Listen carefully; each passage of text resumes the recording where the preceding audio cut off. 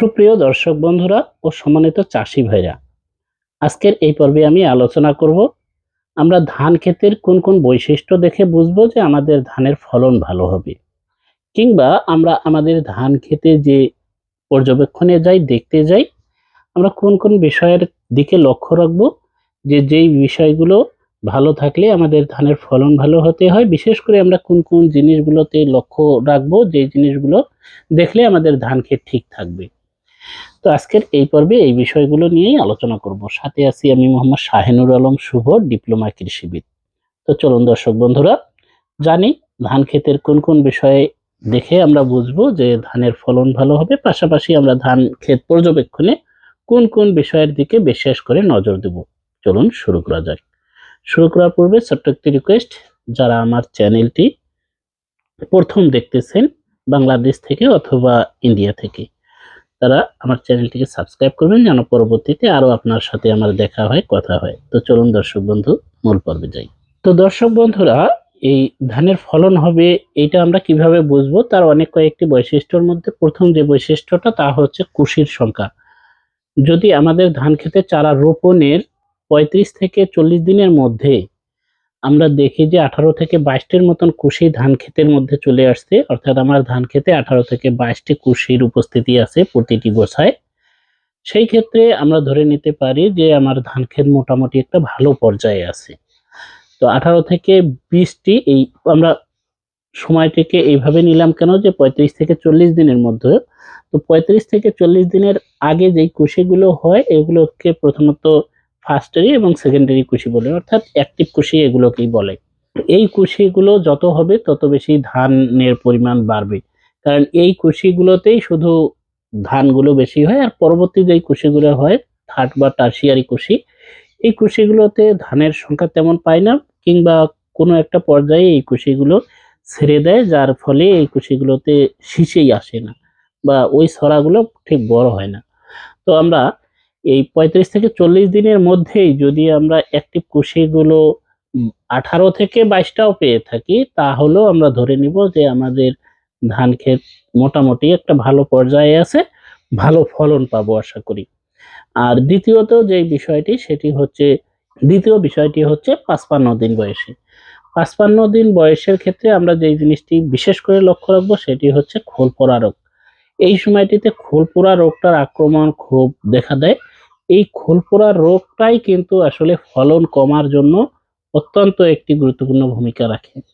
খোল পোড়া রোগ হচ্ছে যেই সময় ধানের বীজ তৈরি হয়ে গোছায়, সেই সময় যদি আক্রমণ করে, তাহলে আপনি যতই যাই করুন না কেন, যতই ভিটামিন স্প্রে করুন না কেন, সার প্রয়োগ করুন না কেন, আপনার ফলন সর্বশেষ দেখবেন যে কম হয়ে গেছে। কারণ এই যে খোল পোড়া রোগটা, এটা ধানের যে বেস তৈরি হয় এই বেসেই সমস্যা তৈরি করে ফেলে, যার ফলে ওই কুশিগুলোতে আর বিশেষ করে ধানের যে দানাগুলো, এই দানার সংখ্যা কম আসে। এই পর্যায়টি এমন দাঁড়ায় যে ধানের ক্ষেত দেখতে খুব সুন্দর, কিন্তু শেষ পর্যায়ে আপনি ওজনে মিলাতে পারবেন না, কিংবা আপনার যে টার্গেট ধান সেই টার্গেট ধান আপনি পাবেন না। তো সেই জন্য খোল পোড়া রোগটা দমন করতে হবে। খোল পোড়া রোগ আমরা সাধারণত চিনি এইভাবে, যে পানির উপরে গোখরা সাপের চামড়ার মতন হয়ে যায়, ধানের ছোড়াগুলো ঝুলে পড়ে। একসময় এইটা আবার ডাইরেক্ট যে শীষেও উঠতে পারে, শীষে উঠে শীষটা উঠা একবারে শীষ ধরাটাও বন্ধ করে দিতে পারে। তো এই রোগটা থেকে খুবই সতর্ক থাকবেন। এই রোগটা দমনের জন্য আপনারা এজেক্সট্রোবিন প্লাস ডাইফেনাকোনাজল গ্রুপের যে কোনো ছত্রাকনাশক ব্যবহার করলে এই রোগটা খুব সহজেই দমন বা নিয়ন্ত্রণের মধ্যে রাখা যায়। তৃতীয় যে বিষয়টি, সেটি খুবই গুরুত্বপূর্ণ। তা হচ্ছে যেই সময়টিতে ধানের শীষ বাইর হচ্ছে, সেই সময়টিতে সবচেয়ে ফলন নির্ধারণের মূল সময়। কারণ এই সময়টিতে আপনাকে লক্ষ্য রাখতে হবে যে আপনার ধান ক্ষেতের নিশান পাতা, অর্থাৎ মা পাতা আমরা যেটাকে বলি, এই নিশান পাতা বা মা পাতাটা ঠিক আছে কিনা, মানে ঠিক বলতে আমরা বুঝবো যে আসলে দাঁড়িয়ে আছে কিনা।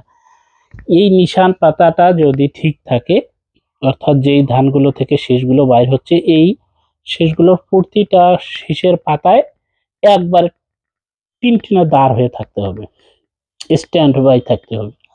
এখন এই পাতাগুলো যদি নুয়ে পড়ে, তাহলে আপনি বুঝবেন যে আপনার ধান ক্ষেতের নিচের 2 থেকে 3 ইঞ্চি এই ধানগুলোতে দানা তেমন পুষ্ট হবে না। আর এই পাতাগুলো যদি দাঁড়িয়ে থাকে তাহলে আপনার ধানের শীষ যেমন বড় হবে, তেমনি করে এই শীষগুলোতে যে দানাগুলো হবে প্রত্যেকটা দানায় পুষ্ট হবে। এখন অনেক চাষি ভাইদেরই যে সমস্যাটি হয় তা হচ্ছে ধানের প্রথম দিকে পাতাগুলো দাঁড়িয়ে থাকে, তার পরে এই পাতাগুলো কিন্তু পড়ে যায়। এই পাতাগুলো নিচের দিকে নুয়ে পড়ার প্রধান যে কারণটা সেটি হচ্ছে পটাশিয়ামের ঘাটতি। পটাশিয়াম এবং ফসফরাসের ঘাটতি, এই ২ টার কারণেই কিন্তু আসলে পাতাগুলো নুয়ে পড়ে। আর এই পাতাগুলো এমন হয় যে নুয়ে আছে, গাছ ছেড়ে দিয়ে পড়ে আছে, সেই ক্ষেত্রে ধান হবে ঠিকই আছে। কিন্তু আপনি যে ফলন আশা করেন, যে অর্থাৎ পার বিঘা আমরা যদি ধরি, পার বিঘা বা ৩৩ শতাংশে আপনি নিশ্চিত ৪ থেকে ৫ মণ ধান কম পাবেনই। দেখবেন পাতা সব ঠিক আছে, সকল পরিচর্যা ঠিক আছে, আপনার দেখতে ঠিক আছে, আদার্স সব ঠিক, কিন্তু পাতা একটু নুয়ে আছে, আপনি পার বিঘায় ৪ থেকে ৫ মণ ধান কম পাবেন। এটা একবারে পাবেনই, এটা আপনি কোনোভাবেই বাড়াতে পারবেন না। তো এখন আমাদের কথা হচ্ছে যে এই ধানগুলোর পাতাগুলো আমরা কিভাবে সোজা রাখতে পারি।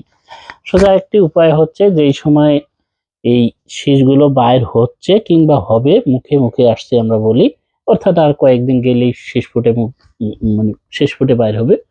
তো সেই সময় আপনি কারো কোনো কথা না শুনে আপনার ধান ক্ষেতে প্রতি বিঘায় ৩৩ শতাংশের জন্য ৬ থেকে ৭ কেজির মতন আপনি এমওপি সার ছিটিয়ে দেন। এই এমওপি সার যদি ৬ থেকে ৭ কেজির মতন আপনি ছিটিয়ে দেন, তাহলে আপনার জমিতে মোটামুটি ৩ থেকে ৩.৫ কেজির মতন পটাশ সার যোগ হয়ে যাবে। তা এই ৩ থেকে ৩.৫ কেজি পটাশ সার যদি যোগ হয়ে যায়, আপনার এই ধান ক্ষেতের যে মূল পাতাটা, নিশান পাতা বা মা পাতা, এই পাতাটা একবারে দাঁড় হয়ে থাকবে, শুরু থেকে শেষ পর্যন্ত পাতাটা হেলে যাবে না। যদি এই পাতা হেলে না যায় তাহলে আপনি মনে করেন যে আপনার ধানের ফলন অবশ্যই ভালো হবে। এটা কিন্তু একটা মুখ্য বিষয়। এখন অনেকেই বলে যে এই সময়তে যে আমরা যদি পটাশ সার ব্যবহার করি সেই ক্ষেত্রে গাছ একটু হার্ড হবে। গাছ যদি হার্ড হয় তাহলে কি আসলে ধানের শীষ বাইর হতে সমস্যা হবে নাকি? এটা কোনো কথাই না যে ধানের গাছ হার্ড হলে শীষ বাইর হতে কষ্ট হবে। বরঞ্চ এই সময় যদি আপনার অন্যান্য সারের সাথে এমওপি সার বা পটাশের যে কম্বিনেশনটা এটা যদি ঠিক না থাকে তাহলেই দেখবেন যে আপনার ধানের শীষ বাইর হতে সমস্যা হবে। আপনি এই সময়টিতে তাহলে ধানের পাতাটা একবারে সোজা রাখার জন্য পটাশ সার ৬ কেজি ব্যবহার করেন। ৬ কেজি ব্যবহার করলে আপনি ৩.৫ কেজি কিংবা ৪ কেজির মতো পটাশ সার যোগান হবে আপনার জমিতে। কারণ আমরা তো জানি যে আমরা যে এমওপি সারটা প্রয়োগ করি জমিতে সেটাতে ৬০% পটাশিয়াম থাকে। তাই ৬০% পটাশিয়াম যোগ করার মানে ছ ৪ কেজি কিংবা ৪.৫ কেজি পটাশ সার যোগ করার জন্য আমাদেরকে ৬ কেজি এমওপি সার প্রয়োগ করতে হবে। কারণ আমরা বাজারে যেটা পাই সেটা এমওপি সারই। অ্যা এখন আসি, তাছাড়াও আসলে এইটা আর কিভাবে দমন ঠিক দেখা যায়।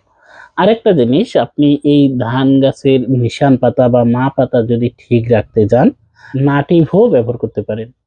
এই নাটিভো বা ট্রাইফ্লোস্টোবিন বা টেবুকনাজল গ্রুপের যেকোনো ছত্রাকনাশকে আপনি ব্যবহার করতে পারেন। তার মধ্যে আমি যেটাকে বলি সেটা হচ্ছে নাটিভো। নাটিভো খুবই ভালো। এটি বায়ার ক্রপসেন্সের একটি ছত্রাকনাশক, অথবা এই গ্রুপের আপনারা যেটাই ইচ্ছা সেটাই ব্যবহার করতে পারেন। এই নাটিভো এটাতে কিন্তু ফাইটোনিক ব্যবহার করা আছে। তো এই ফাইটোনিকটা থাকার কারণে ওই পাতাটা আপনি দেখবেন যে আপনার ধান ক্ষেতে নাটিভো ব্যবহারের পরপরই ফাইটোনিক থাকার কারণে এই পাতাগুলো যেগুলো নিচের দিকে হেলে পড়ছে প্রতিটা পাতায় দাঁড় হয়ে যাবে। আর পাতাগুলো যদি দাঁড় হয় সেই ক্ষেত্রে পাতার ফটোসিনথেসিস বা সালোক সংশ্লেষণ প্রক্রিয়াটা বেড়ে যায়। প্রক্রিয়াটা বেড়ে গেলে পাতাগুলো সুন্দরভাবে খাদ্য নিতে পারে। আর এই খাদ্যগুলো যে নিবে এই খাদ্যগুলো কিন্তু শীষের মাধ্যমে ট্রান্সফার করবে। ট্রান্সফার করলে হবে কি, এই শক্তিটা সম্পূর্ণটা দানাগুলো পাওয়ার ফলে এই দানাগুলো কিন্তু পুষ্ট দানায় পরিণত হবে। তো এই কয়েকটা দিক বিশেষ করে, তাছাড়াও যদি আপনারা এই সময়টিতে ফটোসিনথেসিস বাড়ানোর জন্য বা সালোক সংশ্লেষণ প্রক্রিয়া বাড়ানোর জন্য ফ্লোরাটাও আপনারা ব্যবহার করতে পারেন। তবে ফ্লোরা ব্যবহার করার যে সময়টা সেটাও কিন্তু এই যেই সময়টিতে আপনার ধানের শীষ বাইর হবে, মুখে আসছে বললাম, এই সময়টিতে আপনারা ফ্লোরাটা ব্যবহার করতে পারেন। অনেক ভাইরাই আবার দেখি যে ধানের শীষ বাইর হয়ে যাওয়ার পর ফ্লোরা ব্যবহার করতেছে। কোনো প্রয়োজন নাই। কে বলে বলুক, কোম্পানির কোন লোক বললো না বললো এটা নিয়ে কোনো কথা নেই। ধানের শীষ বাইর হয়ে গেছে, আর আপনার কোনো রকম ভিটামিন, পিজিআর, হাবি-জাবি কোনো কিচ্ছু ব্যবহার করবেন না। তো ধানের পাতাটা সোজা রাখা, এখানেই কথাটা এত বেশি হচ্ছে, কারণ মা পাতার মাধ্যমেই কিন্তু শীষগুলো খাদ্য খেয়ে থাকে। তাই মা পাতাটাকে ঠিক রাখতেই হবে। এই পাতাটা ঠিক রাখার জন্য আপনারা যে কোনো পদ্ধতি অবলম্বন করতে পারেন। সেই ক্ষেত্রে যদি ইন্ডিয়ার ভাইরা আপনারা ডাইরেক্ট এই ফাইটোনিক পেয়ে যান, ফাইটোনিক সমৃদ্ধ যে কোনো পিজিআর যদি পেয়ে যান সেটাও ব্যবহার করতে পারেন। এতটুকুই যদি আমরা করতে পারি তাহলেই আমরা ভালো ফলন পাবো বলে আশা করি। আজকের এই পর্বটি ধৈর্য ধরে মনোযোগ সহকারে দেখার জন্য সবাইকে অসংখ্য ধন্যবাদ জানিয়ে আজকের মতন এখানেই শেষ করছি। দেখা হবে, কথা হবে পরবর্তী নতুন কোনো টপিক নিয়ে, নতুন কোনো পর্বে। আল্লাহ হাফেজ।